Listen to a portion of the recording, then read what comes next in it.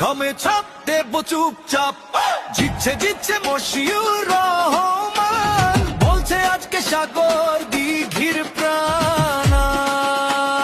SDPI বামফ্রন্টের সাথে, ISF একের সাথে, মহাজোটের এই লড়াইতে মানুষ জাগে হাতে হাতে।